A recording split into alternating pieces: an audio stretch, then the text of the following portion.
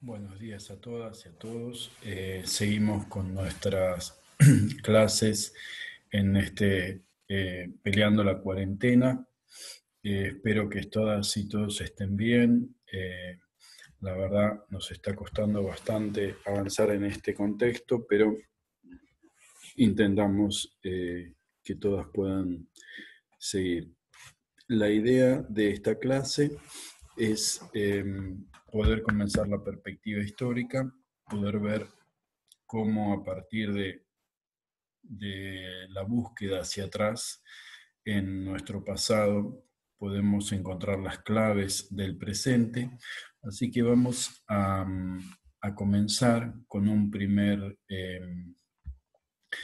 una primer propuesta que tiene que ver con una primera etapa, lo que es la etapa colonial. Muchos teóricos plantean que las claves de la comprensión del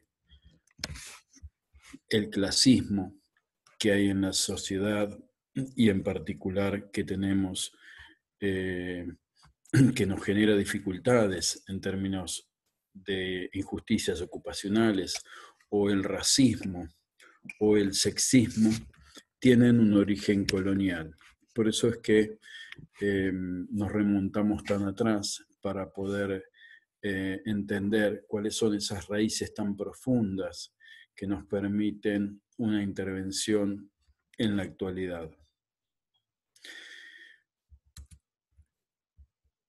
Los presupuestos, podríamos decir, de conocimiento o epistemológicos son tres. Entendemos, como decíamos recién, que hay problemas actuales que tienen raíces profundas. El método que queremos emplear es la arqueología virtual del presente que nos propone Boaventura de Sousa Santos. Es una forma de ir para atrás buscando la genealogía, ¿no? Cómo se generó en determinado problema a partir de retazos del presente, ¿no? Esto nos puede pasar con, bueno, la racialización, que es hoy muy planteada por la teoría decolonial y seguida por gran parte de la teoría feminista, la clasificación social, ¿no? La organización de la sociedad en clases sociales y la separación de esas clases, el patronazgo, que de alguna forma dio lugar a las relaciones de desigualdad de patrón y cliente, el sexismo en el sentido de considerar a la mujer como inferior,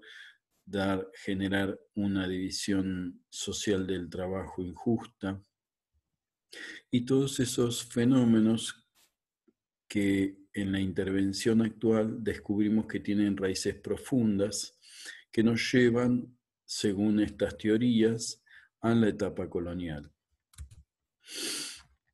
Por eso tenemos que remontarnos a la época de la conquista. ¿Por qué? En realidad es un punto arbitrario tomar la conquista. También podríamos estudiar más profundamente las culturas originarias. Lo que pasa es que la conquista fue tan traumática y tan devastadora que en países como el nuestro, el componente cultural que viene de antes quedó muy subalternizado, muy silenciado. Y eso lo vamos a ir revisando. Por lo tanto, tomamos arbitrariamente un punto de partida para nuestra construcción histórica, que es el momento del violento encuentro entre conquistadores y pueblos originarios. Una cuestión muy importante que tiene que ver con cómo tomamos la teoría social. Gran parte de la teoría social viene de Europa. Y Europa, de alguna forma, plantea una teoría que reconoce cierta evolución social. Por lo tanto, del medioevo evolucionan sus formas sociales, económicas y políticas y pasan a la modernidad como forma cultural. En América, la modernidad se entra desde la violencia, desde la política. Por eso es muy importante, porque eso le va a dar un lugar a la política muy importante en la teoría social, a diferencia de Europa, donde la política es un campo más de la vida social. Por lo tanto, tenemos un momento de violencia que no permite la evolución de las formas culturales, sino que destruye modos de vida, destruye modos de organización de la economía y silencia una cosmovisión, no solo una lengua, sino también una religión, una costumbre. Esto es muy importante, digamos, porque silenciar no significa destruir, significa subalternizar. O sea, la cultura originaria no va a desaparecer directamente, sino que va a quedar encubierta, va a quedar sin poder expresarse. Y esa va a ser una de las formas que le va a permitir una resistencia y le va a permitir llegar hasta hoy. Por eso es que es cierto el dicho en América que el que calla no otorga, porque eso es muy europeo. Acá muchos tuvieron que callar para poder sobrevivir y para poder seguir existiendo. Por lo tanto, vamos a encontrar en nuestra intervención ocupacional modos de ser que para poder ser deben silenciarse. La dominación, dice Huergo, ha tenido tres dimensiones fundamentales. Una política, ¿no? Donde se pone en juego el uso de la fuerza, ¿no? Asesinando a los hombres que resisten y domesticando a los que se allanan, una erótica, amancebando a las mujeres. Pensemos que los españoles durante mucho tiempo vinieron sin mujeres. Esto dio paso a un rápido mestizaje, a diferencia de América del Norte, donde esto fue diferente por cuestiones religiosas y cuestiones raciales, y una pedagógica que tiene que ver con la educación de los niños, ¿no? El hacerse cargo de esos niños mestizos, hijos de españoles. En la cuestión de la racialización, lo vamos a ver mejor después con el apunte de Calibán y la bruja, pero vamos a ver que la racialización no es lo mismo que racismo. En un primer momento, los españoles no tienen reparo en juntarse con las indias, sino que la separación racial se dio después como una forma de organizar el trabajo y por lo tanto de las ocupaciones. Bueno, un primer momento, podríamos decirle, de reorganización del poder, ¿no? O sea, lo que interesaba a los colonizadores en primer momento era el oro del Cerro Rico, ¿no? De Potosí. Entonces, en estas latitudes se reorganiza todo el territorio y por lo tanto las tierras, las poblaciones se reorganizan en función de ese objetivo ordenador, el de la exportación de los metales preciosos. El rey concede tierras y poblaciones en lo que se llamó merced de encomiendas de tierras y de poblaciones.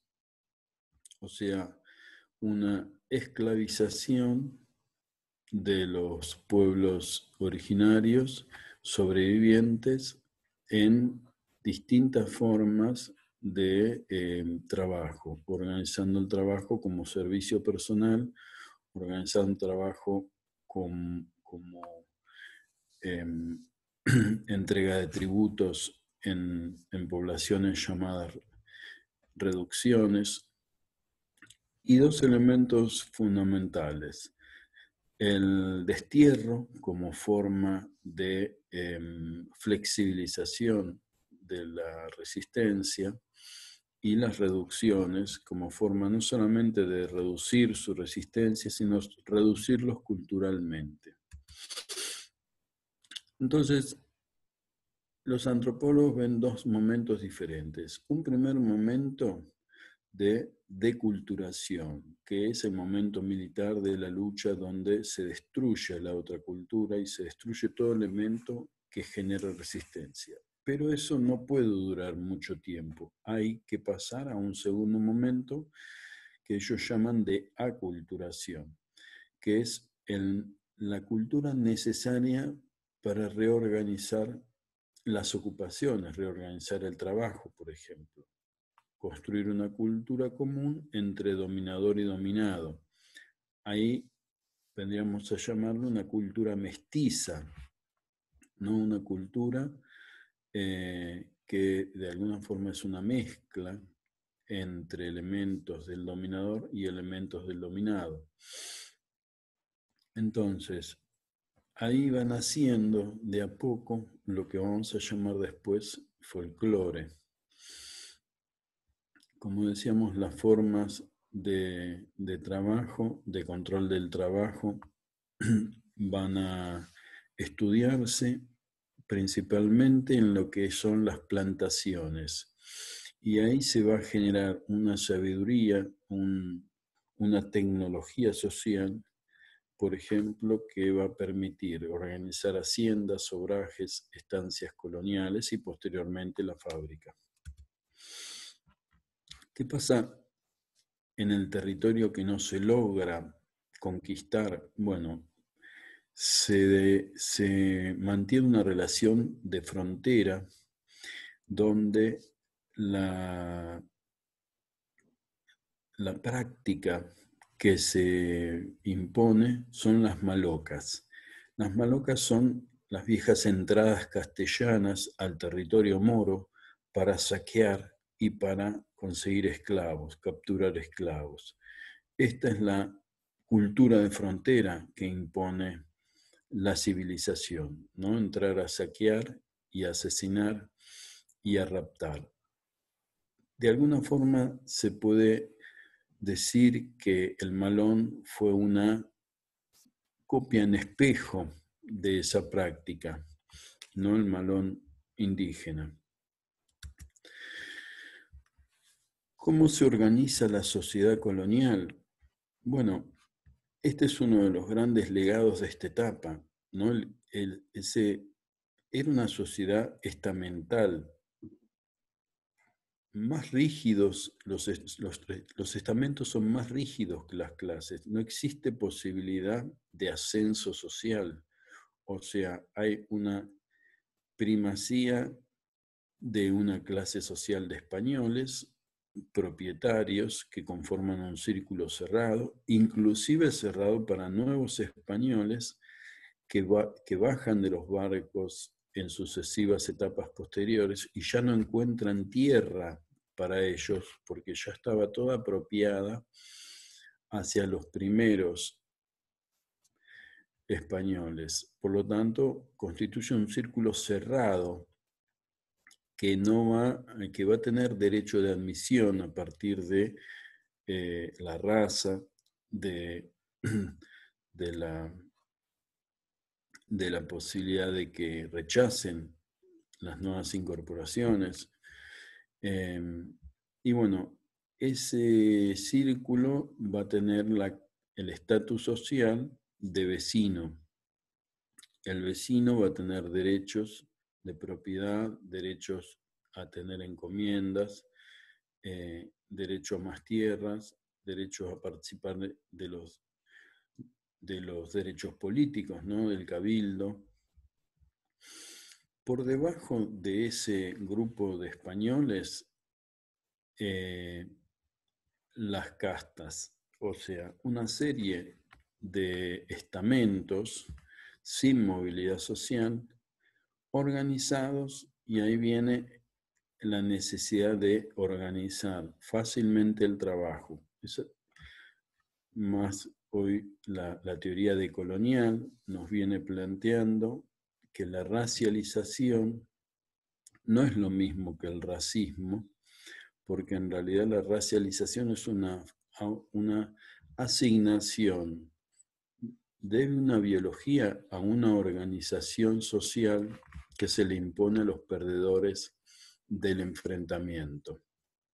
Por lo tanto, a partir del color de la piel se reproduce socialmente la idea de esclavitud. Entonces tenemos una importante técnica de control social, tenía que ver con la introducción, la esclavización de población negra africana. Por lo tanto, tenemos tres grandes grupos puros, los blancos, los africanos y los originarios, y a su vez todas las combinaciones que van a ir dando una serie de intermedios, de mezclas, ¿no? Que van a ir siendo las castas. ¿No? En primer lugar, debajo de los españoles, los hijos americanos de esos españoles, y por debajo van a ir apareciendo las distintas castas conformadas por indios, negros y zambos, mulatos, mestizos.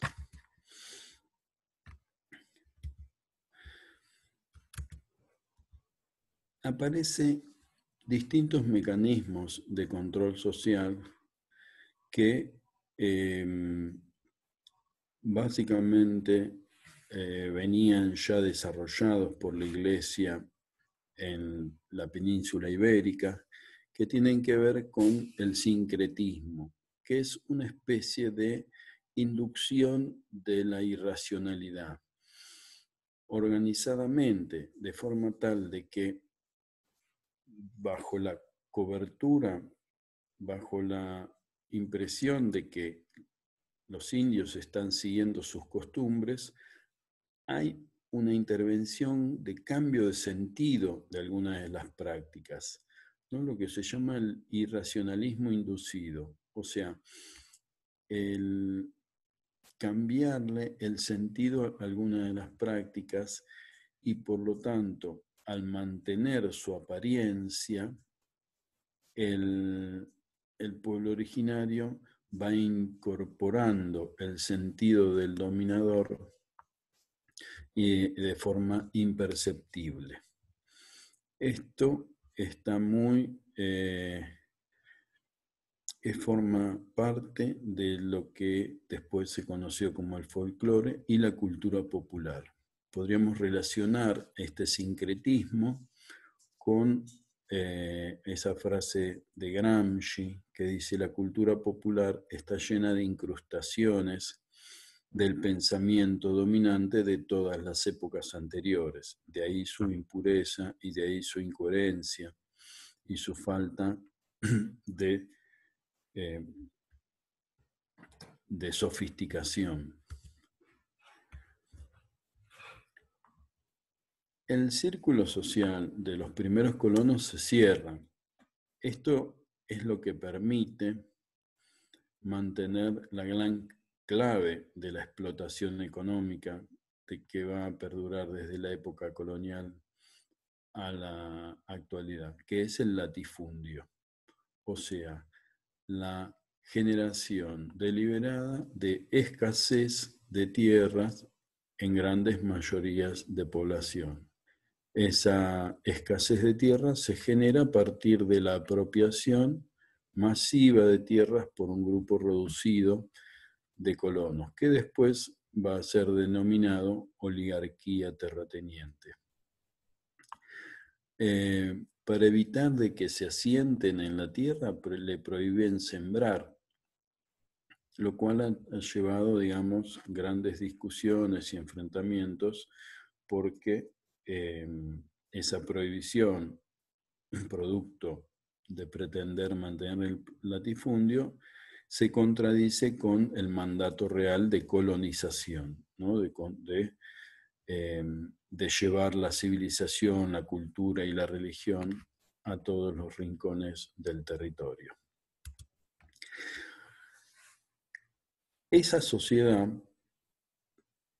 era básicamente muy excluyente por su estructura de castas, de esclavización y de latifundio, ¿no? Por lo tanto, una parte importante de la población blanca y mestiza se hace pobre y por lo tanto intenta habitar en los márgenes de esa sociedad, habitar la campaña, que a su vez generaba posibilidades de sobrevivencia, porque tanto las malocas como los malones iban liberando ganado que se reproducía en las llanuras, y este ganado se lo llamaba ganado cimarrón, ¿no? Como ese esclavo que huía del Imperio Romano, que se le llamaba cimarrones, población cimarrona, ¿no? El esclavo que vivía solo en el campo a partir de huir del imperio. Bueno, este ganado permitía a esta población mestiza que habitara y sobreviviera en el campo. Así nace el gaucho, que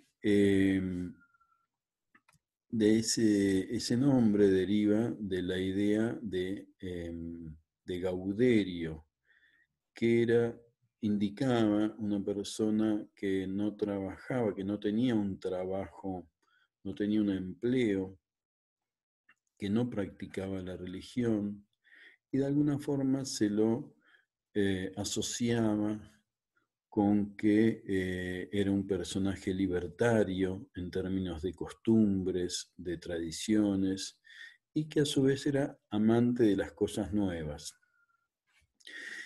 Esa libertad lo hacía huir de las formas de servicio cuasi feudal que se vivía en las estancias, donde la legislación colonial constituía al empleado de las estancias casi como un esclavo o un servidor obligado a hacer servicio personal al patrón.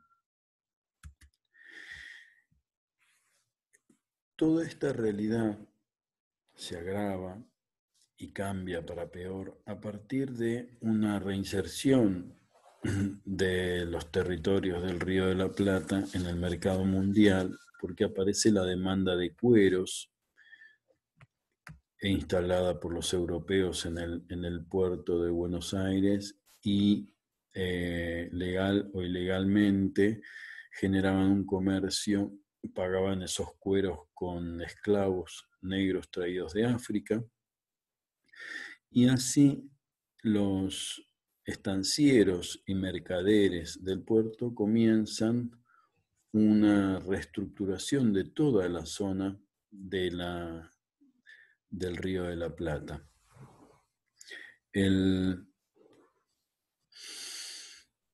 Por lo tanto, toda esa abundancia de ganado y de mano de obra que había en la pampa, comienza a ser visualizado por estancieros y mercaderes como factores de producción y como recursos. Por lo tanto, empieza una campaña de apropiación de esos ganados y de persecución de esas personas que vivían libremente de ese ganado. Eso es lo que se llamó la desarticulación de las economías de vaquerías. ¿Cómo se lo persigue? ¿Cómo se lo recluta? Bueno, el estigma que se construye un estigma social para viabilizar esa persecución del gaucho bajo la idea de vagancia como vago y mal entretenido. También se lo acusa de tener una vida sexual muy libertina, ¿no? Porque por eso cuando iban a apresarlo intentaban agarrarlo infraganti, ¿no? Con su pareja en la cama para demostrar cómo deshonraba a ambas, dijera el dicho, a ambas majestades, ¿no? A Dios y al Estado. Por lo tanto, se genera un sistema de persecución para ocuparlo en la estancia, para ocuparlo como peón, lo que se llama conchavarlo en la estancia. Esta persecución del gaucho tiene una lógica muy clara, que es la construcción de una economía capitalista, donde ese gaucho debe ser transformado en mano de obra, debe ocuparse en la estancia, y si no se ocupa en la estancia, debe hacer alguna otra cosa útil a la sociedad. Esa es la ideología del utilitarismo de Jeremy Bentham, que asiste a la economía liberal de Adam Smith. Esa es la ideología que fines del 1700 y principios de 1800 era hegemónica en las clases dominantes.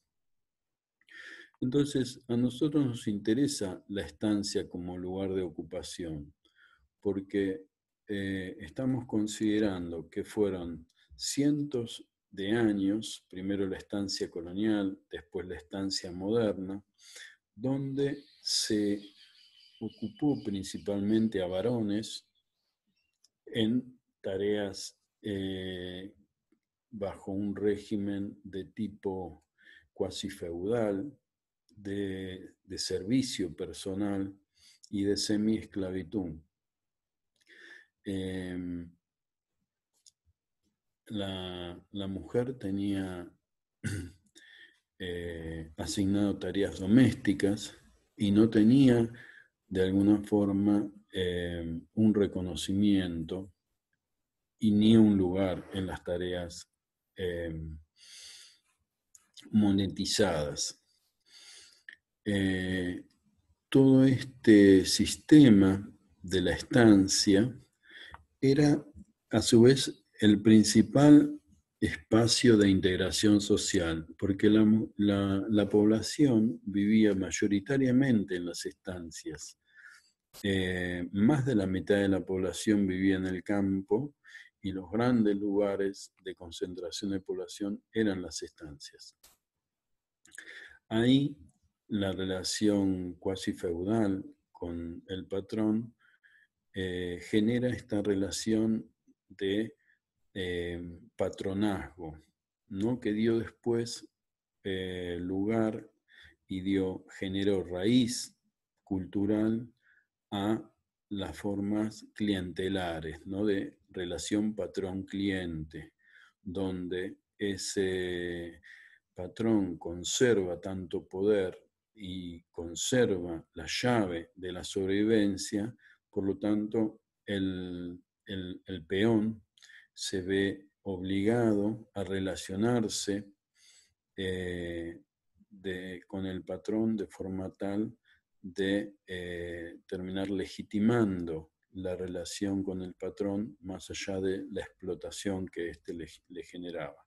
Esto trajo muchas consecuencias en la vida política popular posterior, por eso hay muchos estudios de clientelismo que también abrevan de esta perspectiva histórica, porque está acá, en esta relación entre el peón y el patrón, en la internalización de esa relación asimétrica, las claves de comprensión de por qué las poblaciones latinoamericanas son tan proclives al clientelismo político.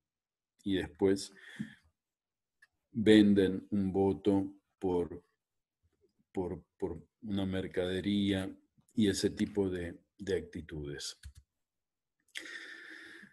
Es importante entender que lo lúdico también tenía un lugar y era a su vez intervenido y era también observado, era controlado, porque en tanto espacio de socialización era considerado por las clases dominantes como un símbolo de ociosidad, ¿no? O sea, en esta ideología utilitaria, lo lúdico era algo lo opuesto al trabajo, por lo tanto, algo que había que controlar e intentar erradicar. En los mecanismos de control se recluta parte de esta clase trabajadora como mecanismo y dispositivo de control. Y ahí es donde juegan las levas, las racias y la conformación de los regimientos, donde los gauchos que no van a las estancias van al ejército a defender ese latifundio. Y la vida en el ejército, esa ocupación era tan injusta, tan pobre, tan violenta, con un riesgo de vida tan importante que gran parte de la población prefiere huir hacia los sectores, vendría a ser del delta del Paraná o de los esteros de Tuyú, la zona de San Clemente y demás, que eran los lugares más escondidos para que no sean encontrados. Los vecinos los trataban como bajo el estigma de matrero, ¿no? O sea, aquel que ha huido de su obligación legal y que es sospechoso de andar robando ganado para sobrevivir. Bueno, podríamos considerar que esta población mestiza que habitó la campaña y que de alguna forma se le intenta un reclutamiento para determinadas ocupaciones, tanto sea en la estancia como en el ejército, y el control de su vida, constituyen un verdadero apartheid, en el sentido de que constituye un sistema de control de esas ocupaciones y una mucho más fuerte, digamos, que la voluntad de cada uno de esos actores. Por ejemplo, tenemos tres espacios de integración. Uno es la estancia, otro es en el pueblo, el lugar donde se busca encontrarse para poder divertirse, para poder recrearse. Y el último es en el ejército, donde parte de esa población desposeída es reclutada para controlar a la población desposeída. A su vez, cada uno de esos tres espacios tienen agentes de control, tienen cuadros administrativos que van inspeccionando esas ocupaciones, ¿no? En la estancia tenemos el patrón, los mayordomos, los capataces. En el espacio urbano, la policía, el juez de paz, el cura, podríamos también sumar acá. En el ejército tenemos la policía rural, los blandengues y el fortín como un espacio de vida, de frontera. El tipo de mirada y el tipo de control que se implementa en cada uno de esos tres espacios va a ser diferente. Vamos a tener la vigilancia. Esa vigilancia, pensemos que es de tipo casi servicial, casi esclava, ¿no? Con prohibición de salida, prohibición de abandono del distrito, ¿no? La papeleta como forma de control y de aval de sus movimientos. En el pueblo tenemos que ese momento de ocio, de recreación, está estigmatizado, no está cruzado por los ideales del utilitarismo, pero a su vez también tenemos un control sexual, ¿no? Dado por esta pena, ¿no? De ofender a las majestades, ¿no? Esta sospecha de herejía, ¿no? Que hacía el gaucho. Por último, en el ejército tenemos un reclutamiento forzoso, ¿no? A través de las racias, a través de